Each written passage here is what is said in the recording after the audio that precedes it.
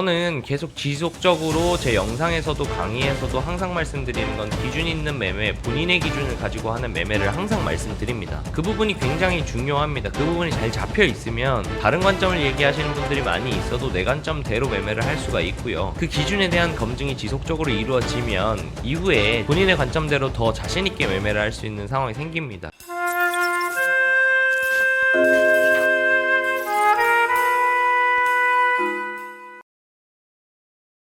안녕하세요, 여기입니다. 자, 오늘 2025년 9월 30일 비트코인 시황에 대해서 말씀드려 보도록 하겠습니다. 비트는 월요일날 아주 큰 상승을 만들어냈습니다. 자, 그럼 현재 흐름 그리고 향후 방향성 한번 체크해 보도록 하겠습니다.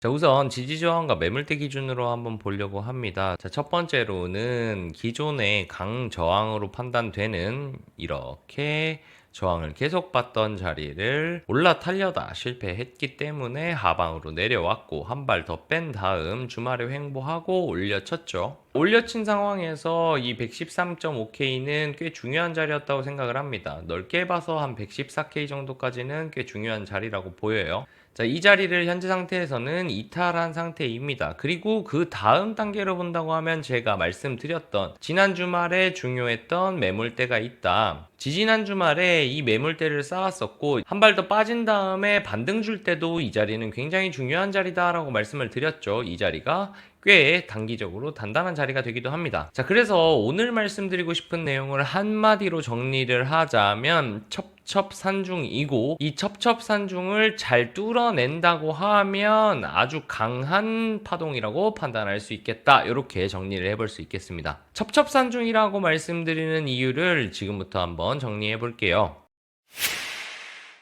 자, 첫 번째, 어제 올라오는 파동으로 봤을 때 어제 상승했던 파동은 단일 파동으로 꽤 강력하게 올라왔습니다. 하지만 많이들 아시겠지만 이런 강한 파동은 양날의 검이기도 합니다. 아주 강한 파동이라고 판단될 수도 있지만 중간에 딱히 매물대를 크게 쌓지 않고 올라왔기 때문에 이런 경우에는 한번 고꾸라지고 매도세가 나오기 시작하면 꽤 많은 부분의 변동폭을 만들어낼 수 있고 금세 되돌릴 수 있습니다. 작게는 이런 부분을 볼 수 있겠죠. 이렇게 매물대 쌓지 않고 원웨이로 올랐기 때문에 내릴 때에도 매물대가 없어서 원웨이로 빠지는 경우가 생기는 경향이 조금 있어요. 자, 그렇기 때문에 현재 단파동으로 강하게 올라왔다. 하지만 여기에서 잘못 꼬꾸라진다면 꽤 한 방에 많이 빠질 수도 있겠다라는 생각을 하기는 해야 합니다. 그게 첫 번째 불안 요소고요. 두 번째로는 이 자리 중요하다고 말씀드렸던 113.5K와 한 114K 언저리의 매물대가 이렇게 쌓여 있고 저항 자리가 있는데 이 자리를 깨고 올라오면서 힘을 좀 썼을 거예요. 아무래도 매물대를 소화했기 때문에. 그리고 나서 눌림이 없었기 때문에 이 두 번째 자리의 저항을 뚫어낼 수 있는가. 그리고 거기를 뚫어낸다고 하더라도 기존이 2번 자리라고 봤던 자리, 중요하다고 말씀드렸던 박스권 하단대까지 첩첩산중이라고 말씀드린 만큼 세 개의 강저항대가 다닥다닥다닥 붙어 있습니다. 자, 그러면 이 강저항대 같은 경우에는 힘을 모아서 단박에 뚫어내지 못하면 올라가다 걸리고 올라가다 걸리고 올라가다 걸리다가 한번 고꾸라질 가능성이 있고 그 고꾸라지면서 이런 지지대들, 이런 저항대들을 지지해주지 못한다고 하면 와락 흘러내릴 가능성이 높아요. 직전에 예시들이 있는데 여기 강저항대에서 저항을 뚫지 못하니까 흘러내렸고 다시 한번 반등을 줬지만 강저항대, 즉 1번 자리를 완벽하게 올라타지 못하니까 또 한번 흘러내렸어요. 이렇듯 이런 강저항대들이 계속 첩첩산중으로 쌓여 있는데 이 것들을 어떤 식으로 뚫어주는지가 중요하다. 만약에 힘차게 어떤 트리거를 가지고 뚫어내지 못한다고 하면 시장에서는 이런 주요 자리들마다 숏이 계속 들어올 거란 말이죠. 그래서 이런 부분들 매물대와 지지저항 자리로 봤을 때의 첩첩산중을 어떻게 뚫어내느냐가 중요하겠다. 그렇게 볼 수 있겠습니다. 두 번째로는 피보나치 되돌림을 한번 찍어볼게요. 피보나치 되돌림은 한 파동이 끝나고 어느 정도의 되돌림을 주는지를 판단하는 기준입니다. 자, 보통은 618 자리 굉장히 강한 자리라고 알고 계실 겁니다. 오늘 살짝 이탈하긴 했지만 여기에서 다시 한번 618 밑으로 내려온다면 여긴 또 한 번의 강한 저항을 받게 되겠죠. 그러면 아까 말씀드렸던 지지저항 기준으로도 첩첩산중, 그리고 786 자리에도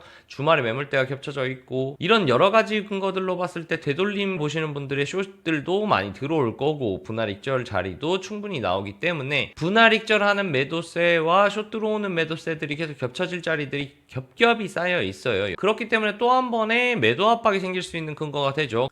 자, 그리고 마지막으로 본다고 하면 여기 보시면 현재 하락하는 추세선이 나와 있습니다. 이 하락하는 추세선과 주말에 쌓았던 매물대가 겹치는 자리가 되고, 아까 말씀드렸듯이 피보나치 기준으로 786자리가 이 언저리에서 배치되고 있습니다. 자, 그러면 현재 상태에서는 올라오더라도 이 하락하는 추세에서는 저항받을 가능성이 높겠죠. 한 방에 뚫어내지 못한다고 하면 한 번 더 눌림이 나오고 뚫어낼 테니까요. 그럼 이 단기 숏자리가 나와서 이 단기 숏자리의 힘을 보고 판단해도 되고, 만약에 주요 자리가 깨진다고 하면 하락 가속화가 일어나면서 채널 하단까지 다시 한번 빠질 가능성이 있습니다. 그렇게 되면 기존에 봤던 102대 혹은 101K까지도 빠질 수가 있겠죠.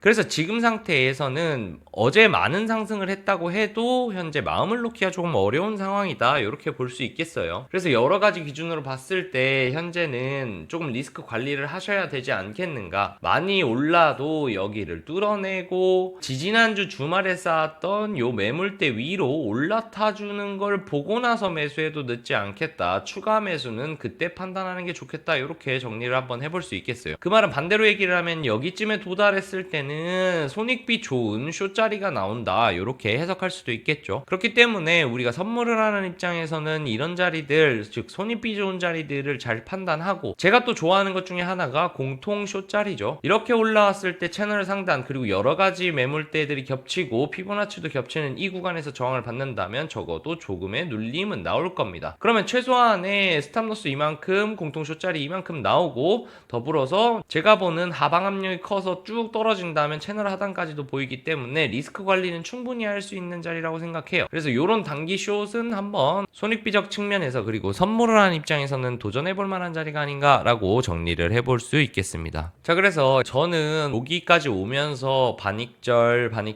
이렇게 계속 날려오면서 최종적으로 오늘 아침에 롱은 완익절을 했습니다. 완익절을 하고 관망하고 있는 상태예요. 그래서 오늘 상태에서는 각을 주고 한 발 더 올려친다면 쇼트라이까지도 한번 해보려고 합니다. 제 매매 계획은 아까 말씀드렸던 근거들로 인해서 오늘은 단기적인 숏이 나오지 않을까, 이렇게 올려쳤다가 저항 받으면 단기 공통 구간 숏자리까지 보고, 만약에 오늘 안에 이걸 다 빼면서 혹은 반절까지라도 빼주면서 일봉 마감이 된다, 내일 아침 9시에 위치가 요 정도에 있다라고 하면 숏 우세로 볼 겁니다. 왜? 주요 자리를 이탈했기 때문이죠. 그래서 요 기준 채널 상단을 뚫어내는지 저항받는지, 그리고 1차적으로 지금 보고 있는 약 113.5K에서 113K 언저리에 요 지지대를 깨버리면서 다시 내려오는지, 요 두 가지의 포인트를 가지고 손익비 좋은 매매를 할 수 있을 거라고 생각해요. 만약에 공통 숏자리가 나오고 나서 내려온 다음 이 113.5K 정도를 지지해 준다고 하면 한 번 더 뚫어내려고 도전할 가능성이 있기 때문에 이런 자리는 또 롱트라이 자리가 되겠죠. 그래서 이 두 자리를 기준으로 매매하시면 좋겠다, 이렇게 정리를 드릴 수 있겠습니다.